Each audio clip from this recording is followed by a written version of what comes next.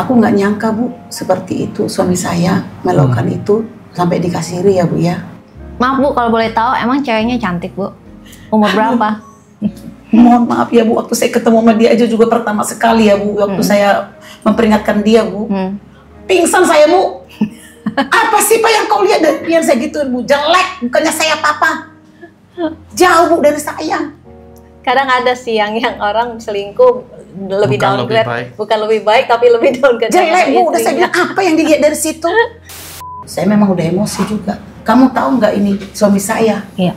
Tahu nggak ini udah punya istri? Saya bahkan pada waktu itu saya ngomong sama dia, ini tahu nggak dari atas bawah saya subsidi semua. Biar maksud saya biar ngerti perempuan itu bukan orang kaya suami saya. Tinggalkan ini suami saya segitu sama dia. Akhirnya pada waktu saya ngomong subsidi itu marah abangnya sama aku. Kamu masih berhubungan nggak sama perempuan itu? Nggak ada. Terus mobil dibanting. Bu, aku kan takut Bu. Saya sedih banget perjalanan sampai mau ke rumah, yang marah-marah dibanting. Mobil gimana kan takut Bu sama perempuan. Takut jangan dipukul juga saya di mobil, takut saya. Akhirnya saya mohon maaf Pak, kalau memang salah saya, kalau memang nggak ada listrik itu saya gitu, kalau memang nggak sama perempuan itu, nggak ada kata dia. Saya berantem dari Bapak, ada listrik tadi di mobil, aku curiga deh. Masih ada kayaknya hubungan dengan perempuan itu, saya gitu sama anak saya. Ya aku juga curiga, Mak, penghasilan Bapak kemana sih selama ini, nggak ada uang terus, kata anak saya. Oke, kita pasang CCTV. Ternyata benar Bu, semua yang selama 10 tahun itu kejadian saya itu. Langsung teleponan sama perempuan itu, saya lagi ngapain, udah pada bangun belum? Gitu, apa nggak sok aku Bu? Terus langsung gini, kalian udah makan belum? Nanti belanja saya transfer nanti uang sama kalian. Terus utang-utang kalian di warung berapa? Arisanmu, skincaremu, semua nggak Bu? Selama beberapa bulan itu CCTV itu kita pasang, Papa disadarin dia. Di situ saya jalan langsung ke Kapolres. Kamu hianat yang setia sama kamu. Tolong ya aku. Padahal aku sayang sama kamu Bapak gitu. Kami yang orang Batak ya, orang Batak itu kental dengan adatnya, juga kental dengan agamanya. Jadi kalau sampai harus berujung seperti ini ke proses hukum, ada lagi obat selain ini untuk bisa menyembuhkan penyakit itu. Jadi apa yang dilakukan itu sudah merupakan sebuah ultimum remedium, upaya terakhir. Selama ini kamu bohongin saya gituin. Saya biasa aja ngomong sama dia. Terus masuk lo menjarain gue, kata dia. Ya nggak tahu, bukan gue yang menjarain kamu. Kan polisi yang memanggil. Saya nggak ngerti hukum. Saya laporkan berarti ada kesalahan kamu. Ya udah berdamai aja. Kalau nggak berdamai, nanti yang kemarin kami somasi itu kami proses. Nah, berarti itu kan ada ancaman. Ancaman. itu kan tidak bagus ya. Jadi kalau saya maunya ya kalau kamu berdamai aja, tapi jangan ancam. Setiap keluarga pasti punya cerita, tetapi pastikan cerita kita menjadi berkat dan inspirasi bagi banyak orang. Bersama Tuhan, kita pasti bisa. Halo Shalom semua sahabat keluarga Hati Ilahi, puji Tuhan kita berkumpul kembali di podcast kami Keluarga Hati Ilahi, di mana kami berkomitmen untuk menceritakan kebaikan Tuhan di dalam hidup setiap orang percaya, khususnya di dalam rumah tangga dan pernikahan. Dan kembali lagi saya Ana dan suami saya dengan Edi. Yes, hari ini pasti menjadi video yang sangat luar biasa, menegangkan dan juga Amin. Wow, hot ya. Iya. Karena kami menghadirkan narasumber yang kasusnya cukup rumit, bukan cukup ya, sangat rumit menurut aku. Yang saat ini waktu mereka podcast dengan kami juga masalahnya masih sedang proses bergumul, persidangan dan pergumulan batin dan pergumulan banyak hal. Dan hari ini kita akan mengulik bagaimana kerumitan masalah di dalam pernikahan. Teman-teman, di mana sebuah pernikahan awalnya kita pasti ingin bersama pasangan mengasihi, ingin membentuk rumah tangga yang baik, tapi bagaimana waktu ada seseorang yang memecah di tengah-tengah dan menghancurkan semuanya. Dan mungkin ada yang pasrah dan sudah memilih miris ya, betul. depresi dan lain sebagainya. Tetapi bagaimana sikap daripada narasumber kami untuk bagaimana waktu dia menghadapi saat dia merasa dizolimi dan dia dibohongi berulang-ulang dan sampai mungkin mengancam untuk kelangsungan hidupnya, khususnya materi ya kalau di dalam rumah tangga ya. Nah, kita pengen kulik-kulik nih, bagaimana narasumber kita ini melewatinya, dan kita percaya ada sesuatu yang kita percaya bisa kita pelajari. Ya. Oke, tak lama-lama lagi kita mau menyambut narasumber kita, yaitu Bapak Bangun Simbolon dan Ibu Dermawan Simbolon. Terima kasih sudah hadir di podcast kami. Dan Ibu sudah hadir di podcast kami. Ngomong-ngomong, ini dua-duanya Simbolon, ya, bersaudara sekalian sebagai pengacara juga. Iya. Oh, luar biasa. Yes, Bapak selaku pengacara, Ibu Dermawan ya. Saya mau kolek dulu dari Ibu ya. Apa yang Ibu mau ceritakan buat teman-teman juga dan juga buat saya, kita juga mau belajar ya. Kronologisnya bagaimana terjadinya sampai rumah tangga Ibu saat ini sangat lagi rumit prosesnya. Terima kasih Bu. Yes. Ini berkat Tuhan Yesus semuanya. Saya sampai di sini sama pengacara saya. Amin. Saya nggak nyangka Bu bisa aku ketemu sama Ibu di sini untuk menceritakan yang sebenarnya yang terjadi dalam keluarga saya, rumah tangga saya. Aku menceritakan sedikit ya Bu ya. Sebenarnya keluarga saya itu baik-baik aja sebelumnya. Aku nggak nyangka Bu seperti itu, suami saya melakukan itu sampai dikasiri ya Bu ya. Kronologisnya tanggal Sabtu tanggal 30 September 2017 saya melalui mimpi Bu. Almarhum bapak saya datang pas setengah 1 malam ya, dibangunin saya. Nak, tolong tanyain suami kamu itu, kamu baik loh sama suamimu selama ini. Aku tahu, kata itulah bisikannya ke kuping saya. Terus aku pada waktu itu suami saya lagi posisi tidur. Terus aku bangun, siapa yang bisikin? Aku harus nanya suami saya. Saya tanya lah, Pak, benar kamu punya istri? Saya gituin. Terus kata suami saya, langsung dia bangun, langsung peluk aku. Iya Ma, langsung mengakui pada waktu malam itu. Bahkan saya udah punya anak katanya gitu. Tapi saya pada waktu itu nggak langsung saya shock. Saya berdua dalam aku percaya sama Tuhan. Itu nggak yakin saya itu bukan anak dia, itu yang pertama. Terus saya katakan sama dia, Pak, di mana perempuan itu Pak? Saya gituin. Pokoknya di daerah Sukabumi kata dianya. Terus gimana Pak? Urusan ini kamu udah menceritakan dan semuanya kau ceritakan sama saya bahwa kamu udah punya istri dan punya anak. Terus bagaimana? Kata saya nanya sama suami malam itu. Terus aku dirangkul. Terus kata dia, Mak, pada waktu itu mama saya ada di rumah orang tua saya. Keadaan sakit, dia tidurnya di atas. Terus kata dia, panggil anak kita, panggil mama, biar kita ngobrol bertiga di sini. Saya tolak, nggak boleh. Kalau kamu memang memilih saya, kamu selesaikan aja secara baik dengan perempuan itu. Aku tetap memilih kamu, oke? Selesaikan dengan baik-baik. Kata saya pada waktu malam itu. Udah itu besok paginya kami tidur sampai pagi, tapi saya nggak bisa tidur Bu waktu itu. Saya kepikiran terus, ngobrol sampai tangannya saya dipeluk sama saya sambil berdoa sama Tuhan. Tuhan tolong ini gimana jadinya gitu sama Tuhan. Saya selalu berdoa Bu pada waktu malam itu. Paginya terus saya desak terus sama suami saya. Pak, gimana Pak selanjutnya ini? Kamu harus selesaikan, nggak usah ikut anak kita dulu sama orang tua. Nanti mama posisinya sakit. Bagaimana dia tahu ini semua? Nanti tambah sakit lagi mama. Apalagi anak kita posisi lagi kuliah. Nanti sok semuanya, saya gituin. Terus gimana saya bujuk terus sama saya. Oke deh, besok pagi saya, besoknya ya, setelah malam itu besoknya. Terus kata suami saya, udah besok saya ke sana, ke Sukabumi. Terus dia bawa kendaraan kita ya. Pada waktu dia ke Sukabumi itu, nyampe di sana aku nungguin seharian, kok nggak ada kabar, aku telepon HP dimatiin gitu. Tapi sampai jam 12 malam Bu, saya nunggu dari pagi jam 8 pagi sampai jam 12 malam nggak ngasih kabar. Terus setengah 12 aku udah marah-marah, kamu di mana sih Pak? Kasihan dong saya nungguin kamu sampai pokoknya aku harus nunggu kamu sampai pulang. Gimana kabarnya Pak? Saya gitu nggak dibalas. Akhirnya dia angkatlah telepon saya sekitar jam 12 itu. Pak, kata saya lagi di mana Pak? Tolonglah pulang. Kata saya kasihan saya nungguin kamu. Gimana Pak? Kata saya. Kata dia gini, nggak bisa aku pulang dari sini. Kata dia. Kenapa Pak? Kata saya. Banyak orang-orang di sini, saya nggak boleh pulang. Kenapa Pak? Harus ada uang 140 juta katanya gitu.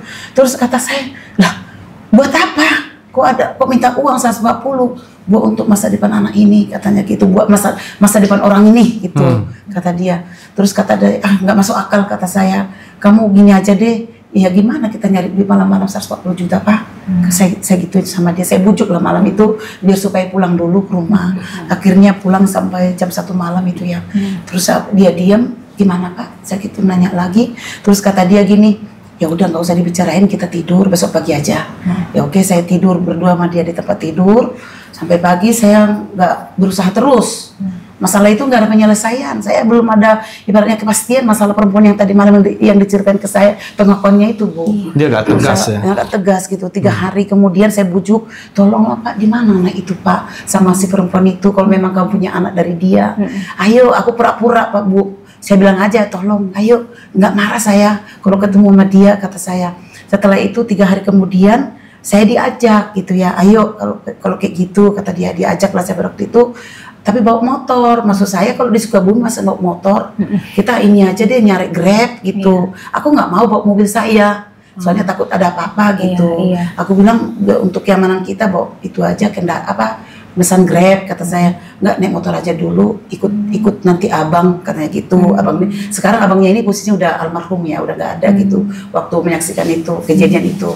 Tahun berapa tuh Mas? 2017 juga pada waktu itu. Harinya aja Bu, berjalan harinya terus gitu. Terus waktu nyampe saya dibawa, kok ini dekat, bukan Sukabumi. Saya udah mulai curiga, kayak perkampungan Bu.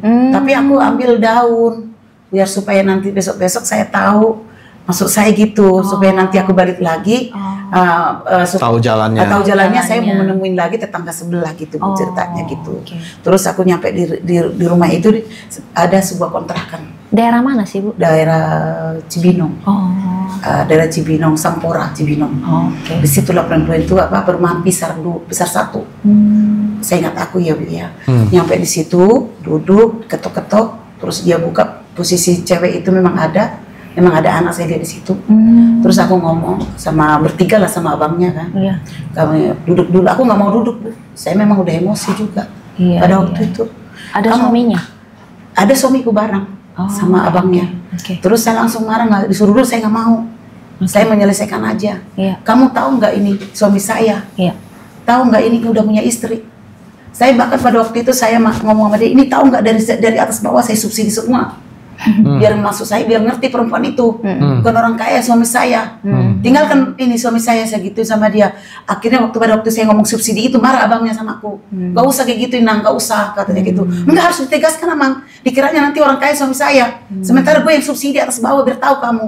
Saya gitu sama perempuan ini. Terus perempuan itu diam, nggak banyak ngomong. Terus abang itu saya bilang, tolong Mang sampaikan sama dia juga bahwa ini adikmu ini udah punya istri, ini saya. Dia ngomong juga sama perempuan ini. Udah itu kita pulang, selesai itu ya Bu, saya tinggalin pulang. Tapi saya rasa itu belum penyelesaian semuanya. Terus besoknya 2 hari 3 hari lah saya ke situ lagi tanpa sepengetahuan suami saya. Pergilah aku berkunjung sebelah tetangga itu, tapi nggak tahu si perempuan ini. Aku pura-pura. Aku kenalan lah sama ibu itu, yang tetangga dia, perempuan ini. Bu, saya istri saya ini. Ibu tahu nggak ini? Udah punya suami? Ada suaminya gitu. Iya, tahu nggak Bu, itu suami saya. Langsung bengong gitu Bu, geger semua.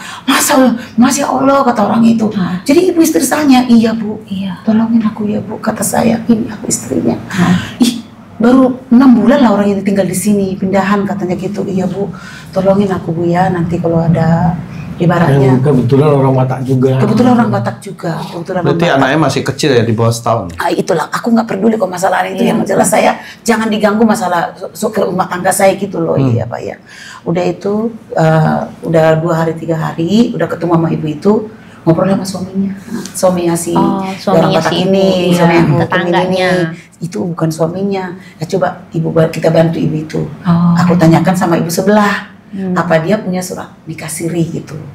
Ditanya lah surat nikah sirinya itu, benar ada. Mereka udah nikah siri secara Islam mereka. Oh begitu gampangnya mereka mau kasih lihat ada. Itulah Tuhan itu. Disinilah mujizat Tuhan ya mungkin ya pada waktu itu dibantu tetangga sebelah, padahal aku baru kenal.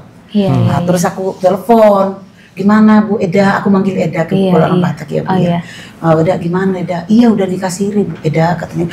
Ampun aku sok Bu ya. Terus gimana penyelesaiannya? Ya udah nanti aku minta surat nikah sirinya. Dikasih lah fotokopi nikah sirinya itu sama ini tetangganya ini. Wah, sama orang Batak ini. Ini kuasa Tuhan Bu. Iya. Terus aku, ini Eda katanya aku ditolongin loh Eda Bu ya. Kita ketemu di ITC aja di mall. Oke, jam berapa? Jam 12-an itu. Ketemulah kami di situ, diserahin lah sama aku surat nikah siri itu. Terus kata Eda ini sama itu suami istri ya Bu yang datang itu, Eda kalau suatu saat Eda perlu, inilah simpan dulu. Pada waktu itu saya nggak ada pikiran mau melaporkan Bu, karena memang banyak yang dipertimbangkan. Salah satunya kan posisi anak saya juga masih kuliah, saya harus mencari nafkah sendiri. Terus mama juga posisi sakit di rumah, orang tua jangan sampai beban lah. Nah, udah terus ada kecurigaan terus gitu ya Bu ya. Terus suami saya ini kayaknya sering ke situ, sering bawa anak itu ke mall, tapi saya nggak suka ngelihat mereka juga, beban lah, berarti saya sakit terus. Aku selalu ngomong sama dia, ngapain kau bawa anak itu? Terus kata dia, diem, langsung pergi, saya tinggalin. Gitulah selama berpuluhan tahun, enggak puluhan tahun sih, 2018 itu Bu. Akhirnya saya kumpulin lah marga suami saya ini, mengasih tahu kabar ini supaya dinasehatin. Nah, dikumpulin berapa orang waktu itu di rumah saya sendiri, terus dinasehatin lah, kamu milih yang mana? Milih yang di sana apa milih yang di sini? Ternyata dia milih saya. Kata dia berjanji dengan syarat, aku bikin persyaratannya Bu. Kamu berjanji sama saya meninggalkan perempuan itu dan tidak, pokoknya kita mengakui anak cuma satu dari rahim saya. Itu yang diberkati Tuhan dan secara agama dan secara catatan sipil. Itulah saya bilang sama suami, oke, dia siap pada waktu itu. Ya ternyata Bu udah berapa tahun terus kami cekcok, terus cocok nggak ada. Tapi aku berdoa sama Tuhan terus, berdoa malam itu juga, Tuhan tolong aku Tuhan. Gimana ya Tuhan, aku nggak bisa. Gimana nggak ngerti saya mau apa yang mau tindakan saya. Kalau aku nanya sama dia, dari mana sih Pak? Kok nggak ada duit gitu? Kata dia gagal terus usaha gitu. Terus aku dibilang gitu, gagal, ya udah kita diam. Daripada kita ribut tiap hari, kita juga harus mencari nafkah kita buat kita sendiri, buat anak. Ya udah berjalan terus waktu Bu ya. Terus aku kan nikah anak saya. Mau menikah anak 2021 anak saya 2022 saya nikahin secara adat di gedung 678 bagus kita bikin pernikahannya dan dapat dia suami seorang polisi juga. Saya puji Tuhan, saya dapat menantu seorang polisi. Saya bersyukur dikirain aku suami saya ini dengan hadirnya mantu, dengan anak saya udah mau nikah, udah selesai kuliahnya saya bikin ya Bu ya, perjuangan saya bertobat ya Bu ya. Tapi ada kecurigaan terus, tapi aku diam. Kayak ada Tuhan itu dikasih kesabaran kali sama aku ya Bu selama itu ya. Nah, terus aku udah nikah, punya anak, punya cucu saya yang pertama. Mungkin dalam hati saya mungkin ini bisa sebagai berubah, ya? perubahan dari suami saya supaya untuk pertobatan lah untuk suami saya ini supaya tidak kembali yang dulu-dulu gitu. Tapi sering saya tanya sama dia, kamu masih berhubungan apa gimana gitu? HP kamu aja nggak pernah terbuka loh Pak itu. Terus kata dia, kamu gitu terus kamu nggak percaya sama aku. Yang pentingnya gua pulang. Itulah ngomongnya selalu sama saya. Udah itu ngomong gitu, aku ya udah diam daripada kita ribut gitu ya Bu. Berhubung waktu 2023 punya cucu lagi saya, yang kedua cowok semua dari anak saya gitu. Udah punya anak kedua, dikirain aku semakin ini gitu ya Bu ya, semakin ini gitu ya. Tapi aku semakin ada kecurigaan. Semakin aku berdoa malam, jam 12 malam, 2 novena, semakin saya dikuatkan ada kecurigaan ke suami saya. Wah udah waktu 2024 lah itu, bulan 2 sampai pergi diantar saya ke salon. Saya diantar ke salon suami saya dari 1:30, dia jemput saya jam 5. Dua udah diantar, aku telepon Pak, aku jemput, udah selesai salonnya. Jemputlah di Pasar Citeruk Bu, lokasinya pada waktu itu. Saya dilihat pas aku naik mobil, kok ada lipstik gitu Bu, di situ lah petunjuknya, di bibir dan hidung bercermotan gitu loh Bu. Aku bilang Pak, itu ada lipstik dari mana Pak? Saya langsung emosi Bu gitu. Terus suaminya nggak sadar ada lipstik? Nggak sadar kali ya Bu. Terus kok ada lipstik di sini? Terus saya ambil tisu Bu gini, ini lipstik loh Pak, banyak banget Pak, saya gituin nih. Kata dia, mana? Di kaca spion tuh mana? Katanya, sebentar ya Bu, aku minum dulu. Udah itu, dia nggak mau marah Bu, saya ngomong gitu. Kamu gitu, kamu selalu mencurigai saya, makanya itu tidak ada lagi harmonis di antara kita sebagai suami istri, kata dia. Ya, itu listik, benar loh Pak, serius. Kamu masih berhubungan nggak sama perempuan itu? Nggak ada. Terus mobil dibanting. Bu, Pak, aku kan takut Bu. Ya takut gue nyawa gue, gimana ini di jalan. Terus katanya, udah Pak. Dia Pak, kata saya, kalau memang nggak ada gue minta maaf. Tapi aku sambil nangis Bu pada waktu itu. Saya sedih banget perjalanan sampai mau ke rumah, yang marah-marah dibanting. Mobil gimana, kan takut Bu sama perempuan. Takut dipukul juga saya di mobil, takut saya. Akhirnya saya mau apa? Kalau memang salah saya, kalau memang nggak ada listrik itu, saya gitu. Kalau memang nggak sama perempuan itu, nggak ada, kata dia. Udah nyampe di perjalanan aku diam. Pak, nggak usah dulu nyampe di rumah. Kebetulan kita punya toko ya Bu. Di toko itu kan anak saya, mantu sama cucu. Jangan dulu Pak, kita berhenti dulu di jalan sebelum aku air mata saya, jangan sampai dia mata saya bengkak. Ya cucu saya mana saya nanti curiga, kata saya suami. Ya udah selesai belum air matanya, katanya. Kita jalan yuk, kata saya, buajak dia jalan. Nyampe di ruko, aku tanya anak saya, sini dulu Mama Raja, ada yang mau saya bicarakan sama kamu. Ada apa Mama? Saya berantem dari Bapak, ada listrik tadi di mobil, aku curiga deh. Masih ada kayaknya hubungan dengan perempuan itu, saya gitu sama anak saya. Ya aku juga curiga, Mak, penghasilan Bapak kemana sih selama ini, nggak ada uang terus, kata anak saya. Oke, kita pasang CCTV. Itulah kata anak saya. Oke, ya udah malam ini aku ambil ya, Mak, sekitar jam setengah 7. Belum, nggak lupa aku Bu. Dipesan CCTV itu pas langsung ada Bu. Diantar langsung online kita. Malam setengah 1 malam dipasanglah CCTV itu pas lagi tidur kami. Pasang di toko. Di toko. Udah itu kita pasang CCTV setengah 1 malam, kita tidur. Jam 7 dia pergi ke toko, biasanya jaga toko. Suami saya buka toko, matiin lampu. Dia ke toko. Ternyata benar Bu, semua yang selama 10 tahun itu kejadian saya itu. Langsung teleponan sama perempuan itu. Sayang lagi ngapain? Udah pada bangun belum? Gitu, apa nggak sok aku Bu? Terus langsung gini, kalian udah makan belum? Nanti belanja saya transfer nanti uang sama kalian. Terus utang-utang kalian di warung berapa? Arisanmu, skincaremu, semua lah Bu. Selama beberapa bulan itu CCTV itu kita pasang tanpa disadarin dia. Terus saya nyentil sama dia, kamu beli skincare cewek itu pura-pura, padahal aku tahu dari CCTV itu. Aku ngomong dikit-dikit sama dia, apa sih lo skincare apa gitu. Terus langsung telepon sama perempuan itu, kok tahu ini si propos, tahu semua apa kegiatan kita sayang, katanya gitu sama perempuan itu. Tolong dulu ada HP kita sayang, katanya gitu, kita ganti HP deh gitu. Sampai HP diganti loh Bu.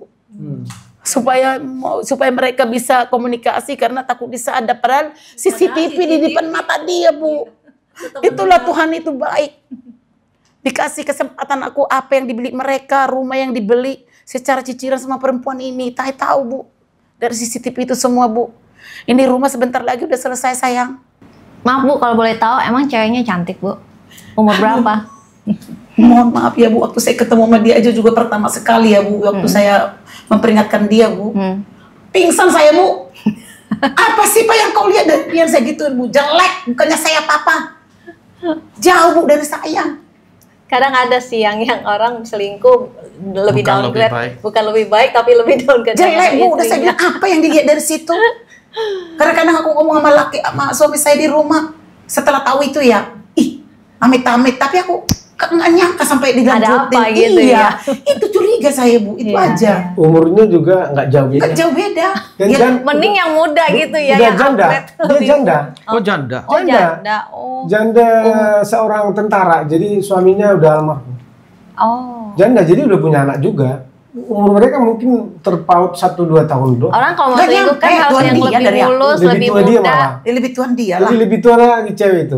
Makanya juga bingung malah lagi gue. Mungkin keibuan kali ya. Di situ Nggak tahu gitu ada juga. sesuatu ya. Keibuan. Makanya di situ Bu, kata saya Tuhan, selama ini kupertahankan suami saya 10 tahun ya Bu ya. Setelah kejadian itu, maksud saya kan malu kita kalau berpisah. Itu yang aku tahan. Ternyata melalui CCTV itu membuktikan semua bahwa mereka masih ada komunikasi sampai saat ini Bu.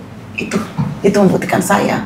Makanya saya lapor lah Bu. 2 bulan CCTV pasang, tanggal 22 April baru saya laporkan ke Kapolres. Ke Kapolres. Aku berdua dulu Bu. Sebelum saya Kapolres itu aku 7 hari 2 November jam 12. Terus aku puasa juga pada waktu itu. Ya Tuhan, bukan saya, kesalahan saya untuk memenjarakan suami saya.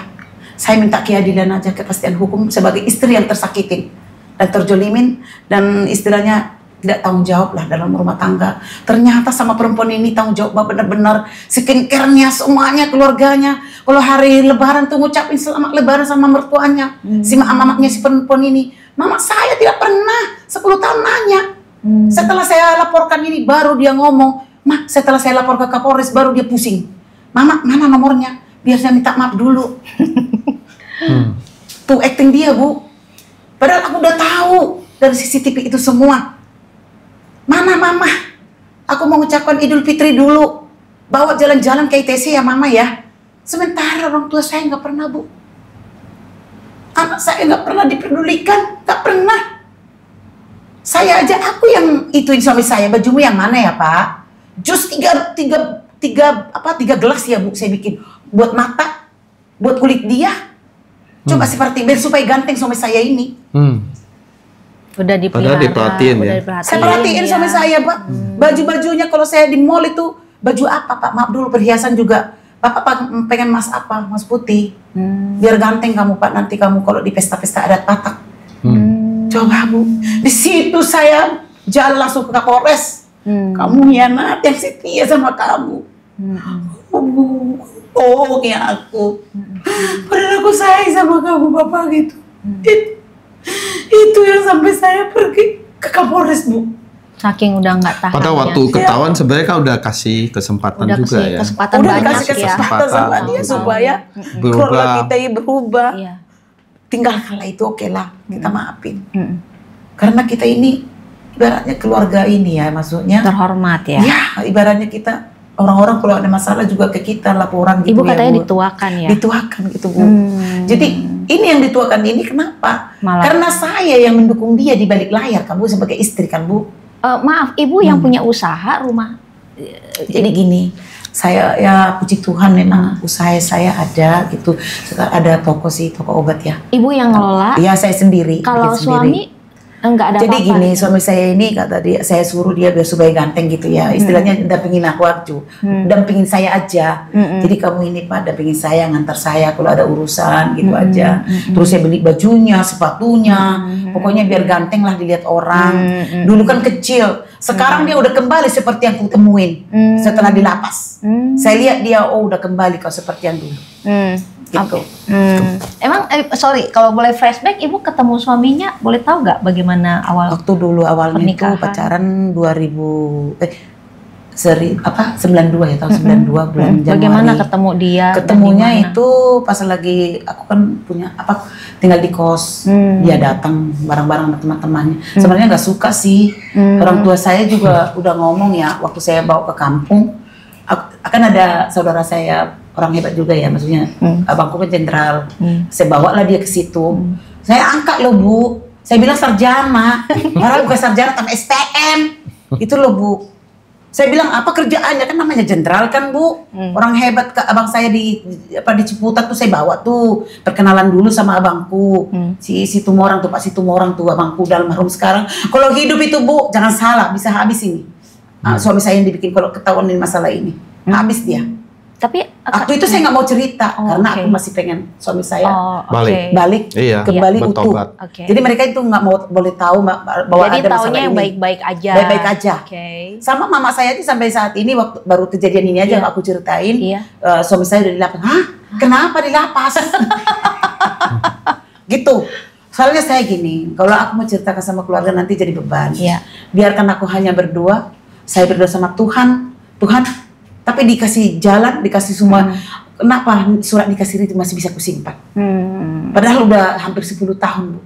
Oh iya 10 tahun. Itulah. Saya juga mau nanya tuh Bu, waktu udah ketahuan dia nikah siri kan udah jelas ada buktinya. Iya.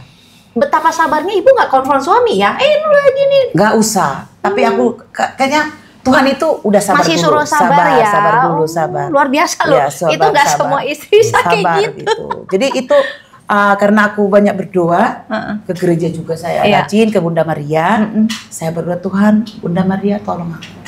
Jadi Ada istilahnya masalah. di dalam 10 Jadi tahun pelong itu pikiran saya Oke. gitu. Serahkan ke Tuhan. Serahkan masih sama Tuhan. selama 10 tahun ibu serahin Sama semua ke Tuhan Tuhan. dan terus Iya, berharap, berharap berharap. sampai satu titik shock lah dengan CCTV. Iya, Wah di iya. situ ibu bener-bener ya udah Langsung, oleng ya. iya. Tapi Oke. 10 tahun itu ya, apakah suami itu sendiri ada perubahan? Maksudnya secara dia berusaha menampilkan dia lebih baik, lebih romantis gitu, ada? Tidak ada. Tidak ada usaha Udah. supaya Jadi membangun kepercayaan lagi. saya lihat suami saya 10 tahun ini di tempat tidur, maaf ya Bu ya. Memang ada sih feeling saya kayaknya masih berteman sama perempuan itu, tapi aku hanya berdoa aja. Karena dingin ya, bisa Ya, kerasa biasa ya. aja gitu. Kenapa dia nggak mau menyentuh saya gitu? Tapi aku ingat karena penyakit hernia ya. Nah, apa iya gitu aja dalam hati saya. Tapi ya udahlah gitu. Jadi aku kalau berpikir kayak gitu nanti bikin stres saya sendiri. Jadi aku happy aja dengan kegiatan saya, penyebaran anak saya, apalagi udah punya cucu sekarang ini ya Bu ya. Itulah karena ada CCTV itulah membuktikan ini Wah semuanya. luar biasa. Jadi akhirnya, nah ini kita dengan Bapak pengacara Ya, Bangun sekarang Simbolon dengan Pak ya, kita Bangun, mau iya. gali sisinya bagaimana akhirnya Bapak Simbolon pertama kali mengetahui atau dihubungin dulu atau bagaimana Pak Bangun? Oke. Jadi aku dulu menceritakan sebelum Pak Bangun. Kalau kisah Pak Bangun ini kan pengacara udah terakhir disomasi anak saya ya. Mau ceritakan lagi nih Bu ya, sebentar nih. Oh Ya, sebelumnya ada dikit, Simbolon. dikit, boleh. Sedikit. Oke. Jadi ceritanya saya pakai saudara saya Pak Bangun Simbolon sebagai pengacara. Iya. Ada ceritanya Bu. Jadi setelah kita udah kasus ini udah ditahan di lapas suami saya, datanglah pengacaranya si suami saya ini ke rumah bikin somasi. Kayak anak saya. Oh, balas Somasi. Karena kebetulan anak saya itu 2022 ya udah aku kasih tahu ini Facebookannya perempuan ini. Dilihatlah, mulai marah lah sama anak saya. Mungkin anak saya ini dibikin kata-kata pelakor. Mungkin ini anak pelakor, anak zina ibaratnya, tapi mungkin ada foto tapi ditutupin kok, nggak terlalu itu. Iya. Itulah yang disomasi ke anak saya. pakai ITE. Pakai IT, datanglah. Tapi menurut aku nggak masuk akal karena udah terbukti kan. Kita ada dasarnya semuanya. Tapi kan itulah pengacaranya datang. Terus pengacar saya kan sebelum ini kan ada. Pengacar saya itu Suhut Hamonangan. Itu yang ngurus saya di Kapolres sampai selesai ini. Udah itu udah ada somasi anak saya. Juga dapat dari mimpi tuh. Ini pengacara saya Bu, itu hebatnya Tuhan itu lewat mimpi. Pertama pengacara saya saudara dari keluarga juga, dari keluarga saya jenderal. Dikasih Situmorang. Pius Situmorang masih pengacara dia. Aku hubungin keluarga nih, aku bingung mau gimana, harus ada pengacara. Terus aku harus ngambil LP itu, maksudnya judulnya apa, yang mau dilaporkan kita nggak ngerti Bu. Terus datanglah si Pius ini, kita datang ke rumah ngobrol. Ya udah, ini pasal ini yang masuk kita bikin. Ternyata si Pius ini kan jauh jaraknya ke Bogor. Kita mungkin tahu mengerti masih finansial kita, ongkos-ongkos kan harus datang, harus kita kasih. Terus kata pengacara gini, tanggal 22 April saya laporin kok nggak ada perkembangan, kok nggak ada undangan sama saya yang saya laporkan. Terus aku ngeluh, gimana ya telepon si Pius, ya gimana ya kita tunggu aja. Aduh, nunggu ini kapan? Gitu. Aku ngomong tanggal 1 tuh bulan Mei ya, tanggal 1 bulan Mei itu aku ngomong sama anak saya, ini udah tanggal 22, udah tanggal 1, udah 2 minggu belum ada panggilan. Aku berdoa, ambil Grab, saya mau ke Kapolres, saya mau menghadap. Sambil aku nangis di Grab, aku curhat juga sama Grabnya, dia juga sama posisinya sama aku, istrinya juga di penjara, selingkuh, sama gitu. Curhat-curhat lah sampai di Kapolres. Bisa sama gitu. Sama gitu Bu, ya kejadiannya sama Bu. Terus nyampe aku di Kapolres, ketemulah aku si ini, Pak Suhu si Hamonangan ini. Itu mimpi saya itu. Kata saya, apa ini ya? Dari Cilengsi, ini ya nanti yang membantu kamu. Apa iya ya? Langsung kenalan. Asal jangan buru Batak, katanya gitu. Malu saya, katanya gitu. Iya saya buru Batak. Asal jangan semarga saya. Semarganya juga sama saya, Parma gitu loh Bu. Udah itu, Oh ya udah, saya ceritain, ya udah kita urus pak langsung selesai. Penyidik pokoknya dialah yang ngurus itu semua. Oke. Inilah sekarang disomasi anak saya pakai. Oke. Untuk Untuk Bangun hadapin Simbolon. Karena Hadapin. disomasi.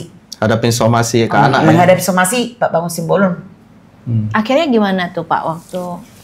Iya. Jadi tadi kan udah panjang lebar kronologis disampaikan awal sama ya. Ibu Dermawan Simbolon yang dalam adat Batak itu juga namanya jadi keluarga ya. Saya dalam adat Batak itu dipanggil Namboru gitu ya. Yang juga sekarang menjadi dalam konteks hukum jadi klien juga. Jadi kalau tadi yang disampaikan itu kan proses sampai berujung kepada hukum itu sebenarnya udah panjang. Bahkan beliau tadi sampaikan sebenarnya ingin juga tetap menjaga nama baik, harkat dan martabat keluarga dia. Apalagi kami yang orang Batak ya kan. Orang Batak itu kental dengan adatnya, juga kental dengan agamanya. Jadi kalau sampai harus berujung seperti ini ke proses hukum, biasanya itu karena sudah memang tidak ada cara lain lagi, ya. Makanya dalam istilah hukum apa yang dilakukan Namboru inilah upaya terakhir. Dalam bahasa hukum itu bahasa Latin ada namanya ultimum remedium gitu. Jadi remedium. Nggak ada lagi obat selain ini untuk bisa menyembuhkan penyakit itu. Jadi apa yang dilakukan itu sudah merupakan sebuah ultimum remedium, upaya terakhir. Sudah Jurus terakhir. Ya, jurus terakhir karena sudah tidak ada cara, udah diberi kesempatan sama Ibu suaminya yang jadi pelaku ini, yang kami panggil sebagai Amang Boru dalam konteks adat itu. Nah, kemudian melapor. Nah, dari laporan itu Namboru ini atas arahan dan nasihat dari pengacara yang menangani pada saat itu, ini tidak dilaporkan pasal menyangkut dugaan tindak pidana perselingkuhan yang mengarah kepada perzinahan sebagaimana diatur di pasal 284 KUH pidana itu, tetapi yang dilaporkan justru menyangkut pasal 279 KUH pidana khususnya ayat 2, yaitu soal seorang suami yang menikah kembali, ya. Tetapi dia tahu bahwa sebenarnya dia punya halangan untuk menikah, tapi halangan itu dia sembunyikan. Dia tidak beritahu sama pihak-pihak yang akan terlibat dalam pernikahan itu. Dia tidak sampaikan itu. Bahkan suami beliau ini yang sekarang jadi terdakwa di pengadilan dengan inisial EH gitu ya. Itu kepada amil yang menikahkan, istilahnya amil ya, dipanggil amil karena menikahkan secara siri mereka. Arti kalau secara siri itu secara hukum atau agama Islam gitu ya. Dia ngakunya dia sudah duda. Nah, cuman kita nggak tahu pada saat itu pengakuannya apakah secara duda lisan cerai atau duda mati kan itu kan duda bisa jadi karena duda karena perceraian atau duda karena kematian gitu.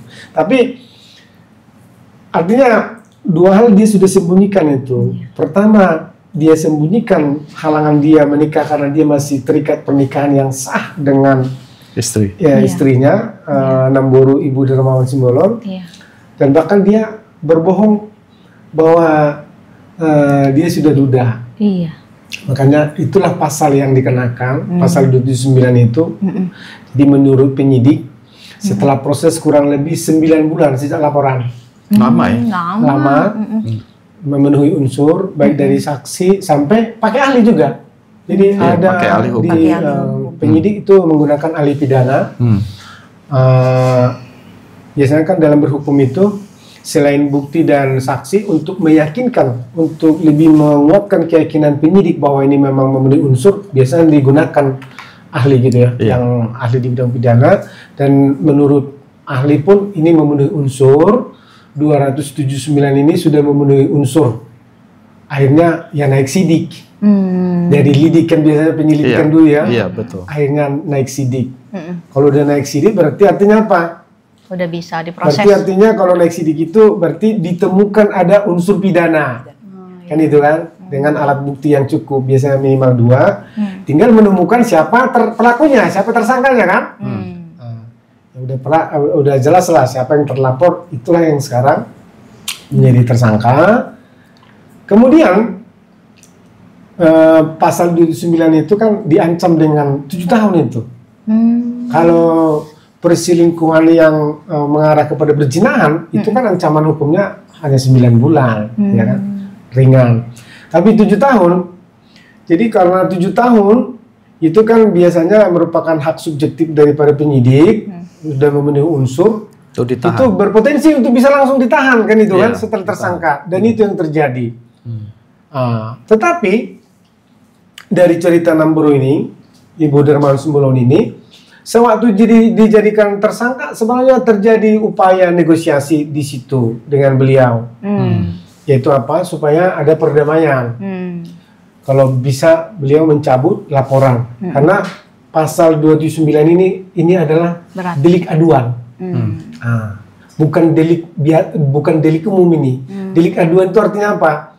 Kalau delik aduan ini artinya harus ada dulu yang mengadu, baru penyelidik boleh memproses. Dan juga kalau si pengadu mencabut laporannya, itu penyidik nggak boleh boleh nurusin gitu loh. Nah, pada saat itu dari si tersangka masih di kepolisian ya, yang suaminya beliau dan keluarganya pada saat itu kumpul, katanya banyak rame di Polres itu. Maaf, kalau boleh tahu proses penahanan suami gimana tuh, kalau boleh singkat? Mereka kan dipanggil dulu tuh, diperiksa kan. Kan biasanya gitu, setelah dipanggil, diperiksa, di akhir pemeriksaan kan langsung ditahan. Saat itu belum ditahan ya, jadi baru Jadi kan biasanya gitu, setelah menurut penyidik melakukan gelar perkara, ini naik sidik gitu ya, dari lidik naik sidik, biasanya kan dipanggil lagi tuh terlapor, diperiksa lagi. Nah, diperiksa bisa dipanggil sebagai tersangka, biasanya bisa juga dia dipanggil, kemudian diperiksa, ada beberapa mungkin tambahan melengkapi pertanyaan daripada penyidik. Habis itu nanti di akhir daripada penyidikan, pemeriksaan, penyidik bilang, Bapak harus kami tahan. Nah, kemudian nanti biasanya dikeluarkan surat penahanan, dan selanjutnya itu proses yang biasa. Nah, tetapi sewaktu terjadi itu, sebenarnya udah heboh nih, di kantor itu heboh.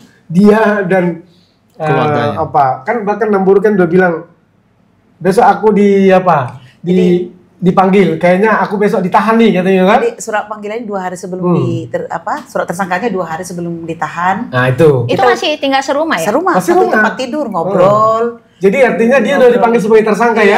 Ngobrol aja kayak nggak labil gitu. Jadi 2 hari sebelumnya udah dipanggil, udah diterima panggilan dia, dan di situ surat panggilannya sudah bukan lagi sebagai saksi, sudah sebagai tersangka. Makanya beliau udah langsung bilang, kayaknya aku ditahan ini. Karena pasti dia udah berkonsultasi dengan pengacaranya kan, karena ancaman 7 tahun berpotensi nih untuk ditahan kan.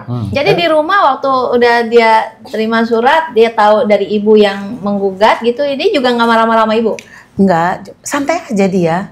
Terus kata saya gini sama dia, besok aku ini tersangka loh aku, katanya gitu. Yang mana? Aku nggak mau baca, padahal aku udah tahu kan dari penyidik di sana kan telepon. Nyantai banget. Terus kata saya besok aku bawa mobil ya, katanya gitu. Nggak usah, bawa motor aja. Saya gituin sama suami saya. Terus aku malam itu dia tidur, aku tidur, ngobrol-ngobrol di tempat tidur. Terus gimana nih penyelesaiannya, kata dia? Ya gimana? Kalau udah memang salah ya harus dihadapin. Nah ini kan kesalahan kamu. Selama ini kamu bohongin saya gituin. Saya biasa aja ngomong sama dia. Terus masuk lo menjarain gue, kata dia. Ya nggak tahu, bukan gue yang menjarain kamu. Kan polisi yang memanggil. Saya nggak ngerti hukum. Saya laporkan berarti ada kesalahan kamu. Saya ibu hancur, memang hancur. Tiap malam kita nggak bisa tidur Bu sampai pagi. Pikirin ini, apalagi waktu saya mau bersidang Bu. Saya hanya berdoa, ya Tuhan tolong aku Tuhan. Ini jalanmu Tuhan semuanya ini. Tolong aku bantu Tuhan. Hanya Tuhan lah tempat pengaduanku Tuhan. Itu aja dua-duaku tiap hari. Suruh aja Namborum itu cabut. Kita malu, kita rugi, yang untung pengacara. Ini aku nggak setuju kata-kata ini. Ya. Saya di sini sebagai pengacara tidaklah murni komersil bicara di sini. Ya. Dan saya juga selalu bilang, saya sudah sampaikan sama Namborum sebagai klien saya tidak menghalangi perdamaian. Saya berikan sepenuhnya sama Namborum kalau ingin berdamai. Karena konteks saya sekarang kan posisi saya dua posisi. Iya. Saya sebagai pengacara memang harus profesional sebagai pengacara. Tapi di satu sisi saya juga adalah keluarga. Iya. Memang masih ada itu keluarga-keluarga Batak yang bersifat konservatif. Ya, konservatif terhadap adat. Kan kami sistem patrinial. Ya. Patrinial berarti mengikuti garis keturunan ayah atau suami. Jadi memang masih ada kecenderungan kadang-kadang pihak keluarga suami itu mau mengontrol segala-galanya. Ya. Mereka merasa paling berkuasa. Bahkan kalaupun ada nanti harta, mereka itu merasa anak perempuan itu gak ada hak. Iya. Itu gak ada hak, bukan ahli waris. Kalau di adat kami memang begitu. Tetapi itu kan sekarang penerapannya tidak lagi seperti itu. Tergantung. Mungkin kalau di tanah Batak, karena masih terikat dengan adat Batak, berlaku hukum adat Batak. Tetapi kalau sudah di dalam di perkotaan seperti di perantauan Jakarta, itu sudah tidak berlaku. Yang saya pikir bisa diucapkan di sini, syarat utama yang pertama itu adalah kita mau tahu sikap dia. Apakah memang dia bersungguh-sungguh bisa meninggalkan wanita itu? Ya, itu menjadi syarat utama dan pertama. Baru kita bicara yang lain. Jadi kalau itu tidak bisa, ya memang tidak usah bicara lagi. Ya. Kan itu. Tujuannya. Karena yang diharapkan oleh Bu Dermawan klien kami itu adalah dengan perdamaian itu adalah bagaimana bisa keluarganya utuh kembali kan. Berarti kan otomatis syarat pertama dan utama Meninggalkan wanita itu. hal itu baru kita boleh bicara. Ya, itu wajib sih. Setiap keluarga pasti punya cerita, tetapi pastikan cerita kita menjadi berkat dan inspirasi bagi banyak orang. Bersama Tuhan, kita pasti bisa.